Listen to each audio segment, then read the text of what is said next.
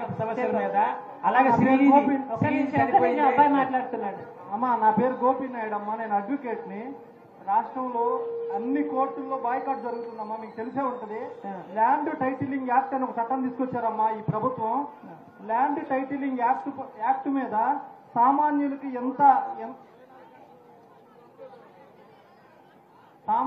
ఎంత ఇబ్బంది జరుగుతుందంటే ఇంకా సామాన్యుల్లోకి రాలేదమ్మా ల్యాండ్ టైటిలింగ్ యాక్ట్. రాష్ట్రంలో ఉన్న అడ్వకేట్లు అందరూ కూడా బాయ్కాట్ జరుగుతూ ఉందమ్మా. దాదాపుగా 2 నెలల నుంచి కోర్టు వేసుకోవట్లే పరిస్థితి. ఈ ల్యాండ్ టైటిలింగ్ యాక్ట్ కి ఒక కమిటీని ఏర్పాటు చేస్తారమ్మా. యాక్చువల్ గా సివిల్ మ్యాటర్ సిపిసి ప్రకారం కానీ, ఈ ట్రాన్స్ఫర్ ఆఫ్ ప్రాపర్టీ యాక్ట్ ప్రకారం కానీ సివిల్ డిస్ప్యూట్స్ వచ్చేది కోర్టు పరిష్కరిస్తాయమ్మా. కానీ ఈ ప్రభుత్వం కోర్టు పరిష్కరిస్తే ఎక్కువ సమయం అవుతుంది, కోర్టుకు వచ్చిన మ్యాటర్లు ఎక్కువ అవుతుంది అని ల్యాండ్ టైటిలింగ్ యాక్ట్ అని ఒక చట్టాన్ని తీసుకొచ్చారమ్మా. ఆ చట్టం ప్రకారం ఏ గ్రామంలో అయినా సరే, ఏ మండలంలో అయినా సరే ఒక కమిటీని ఏర్పాటు చేస్తారంట. ఆ డిస్ప్యూట్ ని ఆ కమిటీ రిజాల్వ్ చేస్తంట ఈ చట్టం ప్రకారం. ఇప్పుడున్న పరిస్థితుల్లో ఈ మామూలుగా ఏదైతే రెవెన్యూ డిపార్ట్మెంట్ కానీ మిగతా ఏ డిపార్ట్మెంట్లు అయినా ఎవరి కింద పనిచేస్తున్నాయమ్మా? ఏ ప్రభుత్వం అధికారంలో ఉంటే ఆ ప్రభుత్వానికి, అంటే సామాన్యులకి ఎక్కడైనా సరే న్యాయం జరుగుతాము ఈ చట్టం ప్రకారం. అంటే ఏ ప్రభుత్వం ఉంటే ఆ ప్రభుత్వానిదే ల్యాండ్ అంతా ఇంకా ఆ ప్రభుత్వానికి.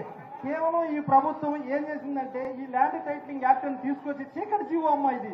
ఈ జీవో మీద ఇంకా పూర్తి ఎవరికి తెలియదు. చీకటి జీవో, ఈ చీకటి జీవో గోపి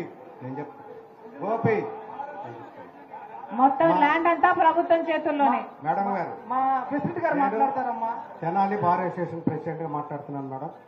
ఇది 31/10/2023లో ఒక చీకటి జీవో 512 జీవో ద్వారా ఈ యాక్ట్ 27/23 అనేది ఒక తీసుకొచ్చారు.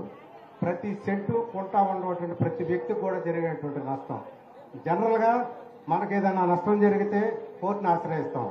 ఈ యాక్ట్ ప్రకారంగా ఏ వ్యక్తికైనా నష్టం జరిగితే కోర్టుకు వెళ్లే పరిధి లేదు. అధికారులు రెవెన్యూ వాళ్ళు ఏది చెప్తే అదే చట్టం. వాళ్ళు పై అథారిటీస్ ఎవరుంటే వాళ్ళకి ఆటోమేటిక్ గా వాళ్ళ పవర్ ను ఉపయోగించుకొని ఎవరికి న్యాయం చేయమంటే వాళ్ళకేం చేస్తారు. కానీ వాస్తవంగా ఇక్కడ ఉన్న పరిస్థితులు వాళ్ళకి తెలియవు. ఇంకా వెళ్ళాలంటే వాళ్ళు హైకోర్టుకే పరిధి. హైకోర్టుకి ఒక సెంటర్ ఉన్నటువంటి వ్యక్తి హైకోర్టుకి వెళ్ళాలంటే సాధ్యపడే విషయం కాదు. కాబట్టి దీని మీద మేము గత 62 రోజుల నుంచి ఇప్పుడు యాక్టివేషన్ చేస్తున్నాం. 41 రోజుల నుంచి రిలే నిరాహార శిబిరాలు చేస్తున్నాం. నిన్న హైకోర్టులో కూడా విచారణకు వచ్చినాయి రిట్లు. దానిలో గవర్నమెంట్ ఏజీ గారు ఏం చెప్తారంటే మీ యాక్ట్ గురించి మేము ముందుకు పోమని చెప్తారు కానీ రిటర్న్ గా మేము ఇవ్వమంటారు. అంటే రీసెంట్ గా పోయిన శుక్రవారం నాడు కూడా కలెక్టర్లకు ఒక జీవో ద్వారా ఈ యాక్ట్ గురించి మంచిగా ఉంది, ఇది ప్రజల్లోకి ఎన్లైట్ చేసి ప్రజలకు వివరించండి అని కలెక్టర్ల మీద ఒత్తిడి చేశారు తప్పితే ఈ జీవోని మేము అమలు చేయమనే మాట ఎక్కడా చెప్పట్లే వాళ్ళు. అంటే కోర్టును కూడా మిస్లీడ్ చేస్తున్నారు. కోర్టులో ఒక రకంగా చెప్తున్నారు, బయట ఇంకో రకంగా బిహేవ్ చేస్తున్నారు. కాబట్టి ఈ యాక్ట్ ప్రకారంగా ప్రతి ఒక్కరికి నష్టం జరుగుతుంది ఏదో విధంగా. ముఖ్యంగా ఆస్తులు ఊళ్ళో ఉండి వేరే ప్రదేశాల్లో ఉండే వాళ్ళకి 99% నష్టం జరుగుతుంది. కాబట్టి దీనివల్ల ఈ చీకటి జీవోని చేయటం కూడా ఏ న్యాయ నిపుణులు కానీ న్యాయవాదులు కానీ సమాజంలో ఉన్నటువంటి రాజకీయ నాయకులతో చర్చలు లేకుండానే ఇది రాష్ట్రపతి దగ్గరికి పంపినప్పుడు 2 సార్లు రిటర్న్ అయింది. 3వసారి ఆటోమేటిక్ గా వాళ్ళు అనుమతి పంపాల్సిందే.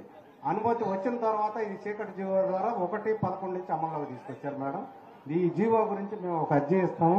ఇది పూర్తిగా మీరు కాస్త పరిశీలించి దీని మీద మీరు కూలంకషంగా మన కమిటీ నాయకులతో కూడా మాట్లాడి ఈ యాక్ట్ వల్ల కలిగేటువంటి నష్టాన్ని కూడా మీరు వివరించాల్సిందిగా కోరుకుంటూ అర్జీ.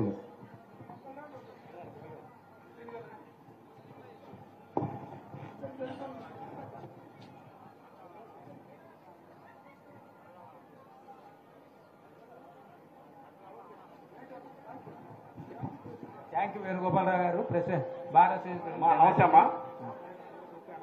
ఇప్పుడు భవన నిర్మాణం గురించి దార రామకృష్ణ నమస్తే అమ్మా. సార్, ముఖ్యంగా సామాన్యునికి అర్థమయ్యే విషయం చెప్పాలంటే మన జనసేన అనే 2 సంవత్సరాలు ఈ ఆఫీస్ వదిలేసి అమెరికానో ఎక్కడికి వెళ్ళారు అనుకుందాం. దీని మీద నేను దొంగ డాక్యుమెంట్ సృష్టించి ల్యాండ్ టైటిలింగ్ అథారిటీ దగ్గర నేను రిజిస్టర్ చేసుకుంటాను నాది అని. మీరు అబ్జెక్షన్ చేయకపోతే 2 సంవత్సరాల తర్వాత ఈ ఆస్తి నాదే సార్. మీరు అప్పీల్కి వెళ్ళడానికి కూడా అధికారం లేదు, చట్టం అదే చెప్తుంది.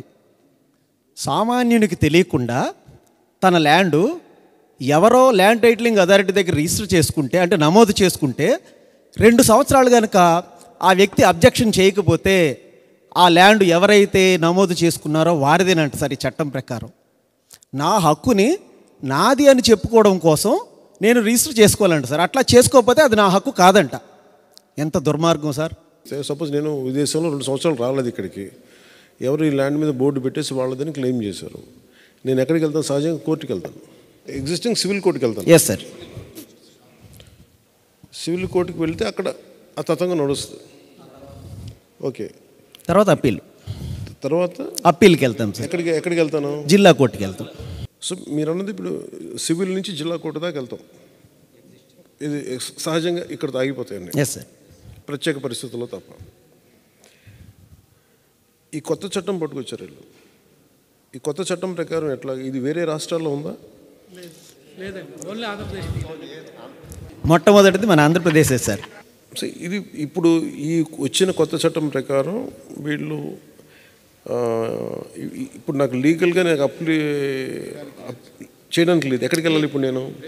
Instead of going to civil court and district court, where I'm suppose to go now? MRO దగ్గరికి కలెక్టర్ దగ్గరికి వెళ్ళాలి సార్. ల్యాండ్ అథారిటీని ఇందులో కాన్స్టిట్యూట్ చేస్తాం. Land authority, land appellate authority చేస్తున్నారు. ల్యాండ్ అప్లేట్ అథారిటీ వాళ్ళ దగ్గరికి వెళ్ళాలి. వీళ్ళంతా బ్యూరోక్రాట్స్. ఈ యాక్ట్ ప్రకారం ఐఏఎస్ అన్నీ ఇవన్నీ గవర్నమెంట్ బాడీస్, గవర్నమెంట్ కాన్స్టిట్యూట్ చేస్తారు. 2 సంవత్సరాలు నిండితే మళ్ళీ మీరు వెళ్ళడానికి లేదు సార్ ఎక్కడికి. 2 సంవత్సరాలు నిండిపోయింది అనుకోండి, ఆఫ్టర్ 2 years మీరు క్లెయిమ్ చేయడానికి మీకు అధికారం ఉండదు, రైట్ లేదు మీకు అసలు. అంటే ఇదివరకులాగా 10 సంవత్సరాలు అయినా మనం ఒక లేదు సార్ చేయడానికి. So post 2 years I can't even claim my own land. Yes sir. అప్పుడు ఎవరైతే రిజిస్టర్ చేసుకున్నారో కంక్లూజివ్ టైటిల్ వారికి ఇచ్చేస్తారంట. కంక్లూజివ్ టైటిల్ ఆయనకి ఇచ్చేసి కంక్లూజివ్ టైటిల్ వారికి ఇచ్చేస్తారంట, ఈయనే అధికారి అని.